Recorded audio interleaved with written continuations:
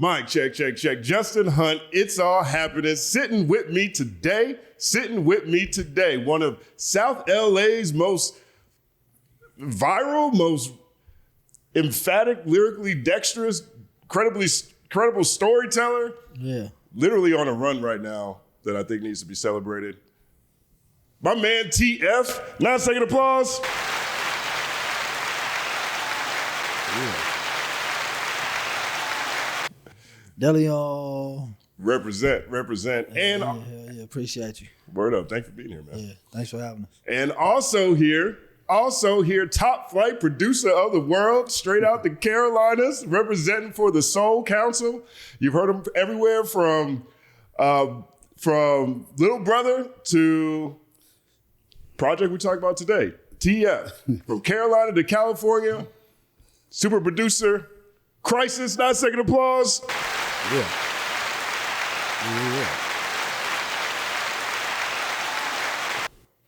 Let's go. What's going on, man? How y'all doing, man? Man, doing good, man. I appreciate you guys pulling up. This is actually kind of, so we had, for people who are watching this, TF and I had a conversation scheduled for today. And I hit up KHRYSIS this morning because he took their upcoming album, The Green Bottle, and he made it private on the link he sent me. So I was like, can you send it again? I want to hear it again. And he was like, oh, okay, yeah. And I was like, yeah, TF's coming by for a conversation. KHRYSIS was like, oh, what about me? And I was like, and I was like, I was messing with you. I was like, oh, where you will come through? He's like, yeah. So we have the two collaborators on the project that comes out, June 6th? June 6th. The Green Bottle. How'd you guys link up? The Green Bottle. We linked up through Doe. Through Doe. Shout out my boy Doe Networks. He put it together. Most of this album, I say about maybe 75% of the album we recorded in North Carolina. Oh, word. Yeah. Yeah, in Durham. And in Raleigh. Yeah. So I fly out there, post out there for a week, maybe a weekend, and get busy. That's crazy. Yeah. Nah, I met him through Doe. I met Doe through my homeboy Soul, who plays keys, man. He just did a jazz album one night, but he also plays all my keys when I do replays. He was part of Rhapsody's band and all of that. So, me and Doe, we just started chopping it up, and he just brought TF to the house one day. And I had a beat that I had just made probably about an hour before they pulled up. So I just pressed play on the machine, and, the what you hear is like, he might be the first song on the album too. So, word up. Is that it was magic, man. I was just like, yeah, he got it. Let's go. Let's go. He got it. Let's go. Ordell's Kango. Is that what that's called? Yes. Yeah. That's a joy. Oh yeah, that's a banger. It's a banger. It's just a lot of soul on this. That's magic, man. The beat selection is like, I'm real big on that. You feel me? So he got a crazy assortment he got a cold pack over there, man. I was telling her, I'm like, man, it was kind of tough working. You feel me? Because especially like with seasoned producers, some of them get like I don't want to say like stuck in their ways, but some people get stubborn in creating. You feel me? And I'm like, I don't know how we gonna make this work. I was telling Doe, because he sent me a pack. This after the first time I was out there, I was like, we went through the beats. I picked the beats, but then like soon as I got back to the crib, I'm like, I need another pack. So I'm like, I hit him like, bro, I need some more beats, and he was like, nah, you gotta finish them first, and then I'll see you some more. And I'm like, I don't know how we gonna make this work here. So I'm like, yeah, nah. So, but it just made the collaboration that much more dope. You feel me? Because I'm like, all right, well, fuck it, I'm shooting back out there then. And that's how, just compromising, like, all right, well, if this what it's gonna be, then I'll go back out here and let's make it happen. Yeah. You feel me? But yeah, he definitely got a crazy assortment of beats. So the beat selection was super vital. We could, like he said, he like, all right, well, we cooking shit up on the spot. Like I got a lot of footage of, good behind the scenes. We just cooking up. We did Line It Up on the spot. I think we did the one with Bun B. I think we did that on the spot. Mr. Servon. Yeah, Mr. Servon. Work harder. The one with Currency. We did that on the spot. So that it just made the collaboration that much more sweet. You feel me? What it is. Just seeing it through. Yeah. Just seeing it through and not just being like, man, I'm cool. You feel me? Because I know, like I was telling you, this album took a nice chunk of time. It sound fresh and it's fresh and we just now getting to it. But we started this like 2 years ago. Yeah, it sounds. I mean, it completely surprised me when Yeah. you said that this is 2 years in the making, because it does sound wild current. So do you always tell people, it's like, nah, I need you to finish the beats before? Was that a TF thing? Nah. It's other stories about me doing that. He's not the only one I do that to, man. And I guess maybe it comes from me being spoiled for working in my days. You know what I'm saying? With the Justice League and Jamla Records and Sean Price and everybody like that. Where I'll just they'll just come in and Sean Price used to have a thing where He used to tell people, he would come in and tell me, he's like, man, every time I come through, man, when it comes to you, you get me writing like the first 2 or 3 beats. Like other producers, I got to sit around and sift, and then we find something well.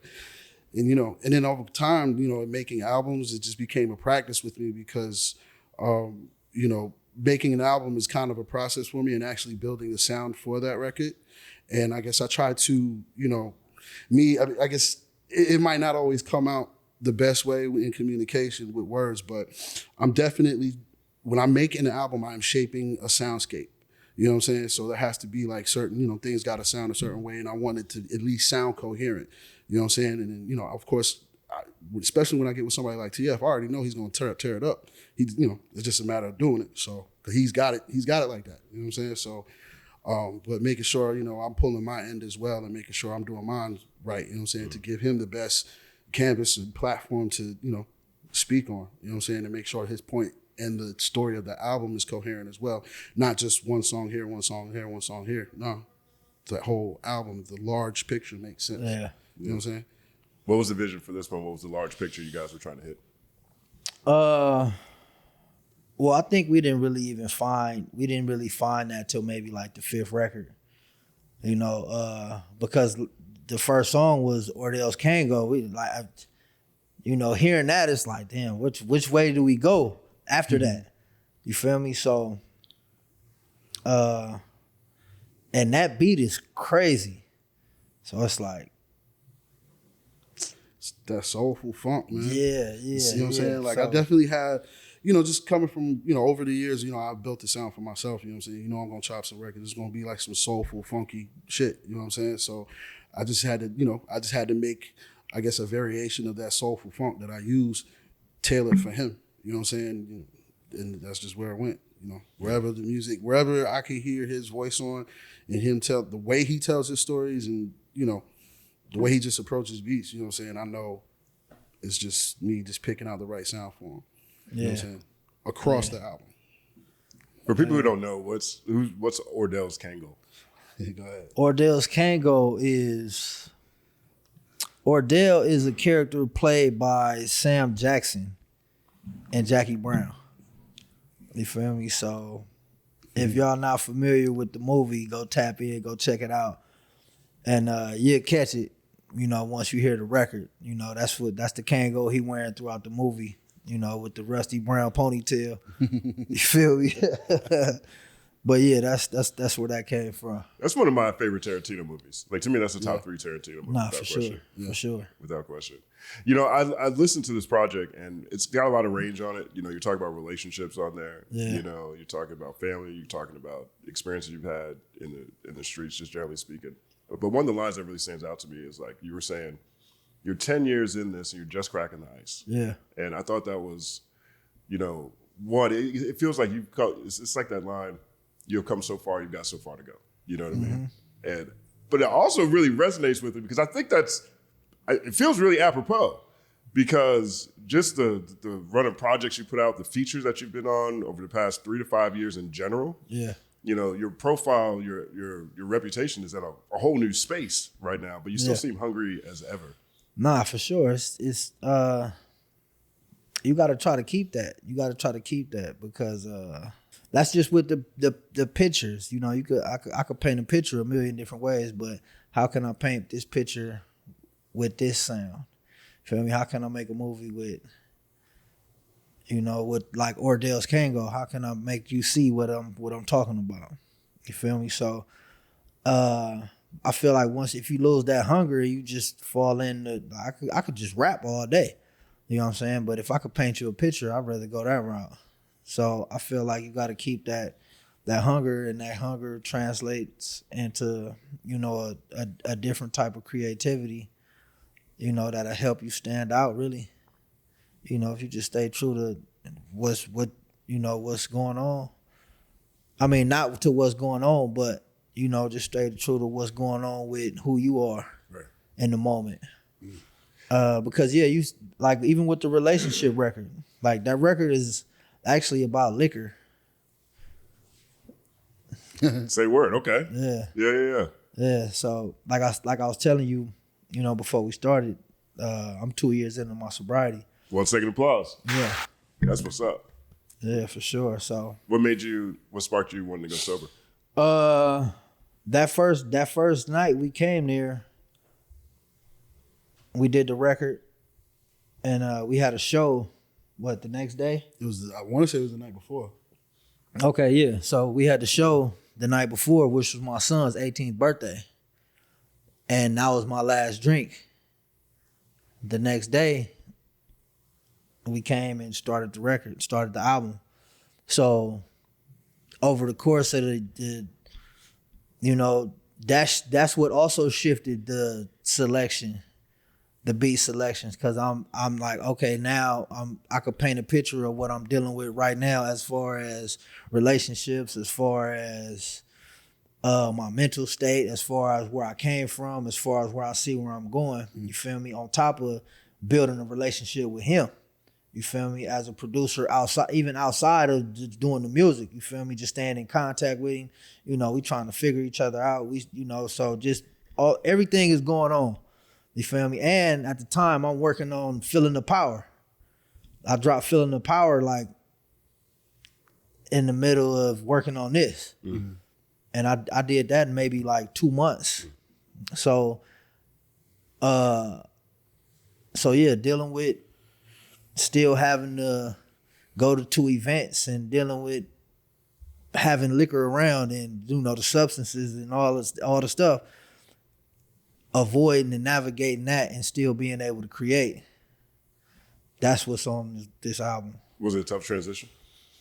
Yeah, hell yeah, it's still tough. Yeah, it's still tough. You know, it's I don't want to say it's kind of easier, but I just kind of, what I've gotten done in the past few years is way more than the past 6. You know what I'm saying? So I see it. 1 second applause. Yeah. I feel that because, you know, what month is this? May?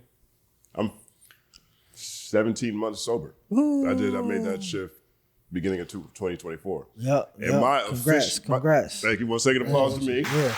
But my efficiency is at a crazy level. That's what I'm saying. Craziest level. And it was an adjustment for me creatively. Like it took like 3 months, you know, to really find what I felt like was a creative rhythm that rivaled the level, at least the ease to get into different arcs or conversations or presentations or whatever I'm doing as it was previously.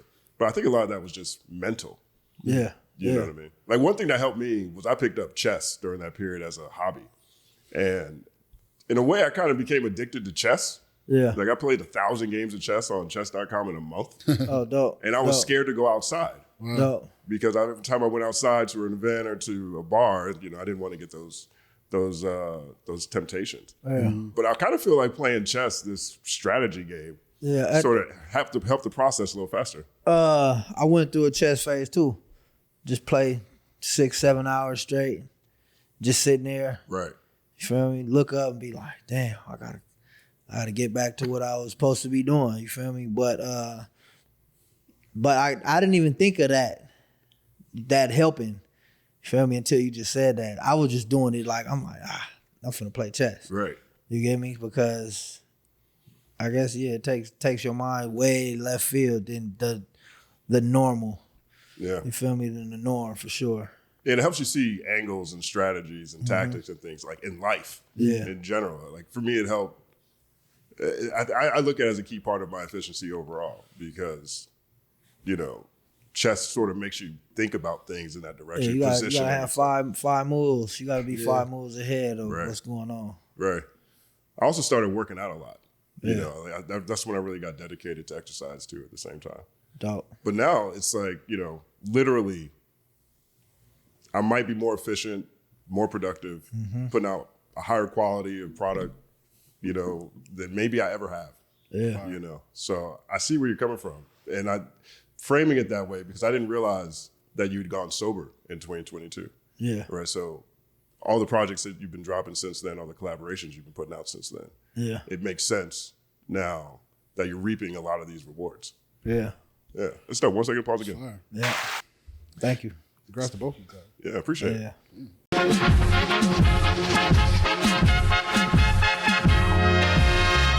Justin Hunte is here, it's all happening. Justin Hunte is here, it's all happening. The mathematical breakdown of this mighty game of rap we in. It's boom bapping. Systematical culture views us radical, it's all happening. Shaking hands and dabbing them. Life through the lens of hip hop, from trip hop to yes, dog, you don't stop, you don't stop. Justin Hunte is here, it's all happening. It's all happening, yes, it's all happening. Justin Hunte is here, it's all happening. It's all happening, yes, it's all happening.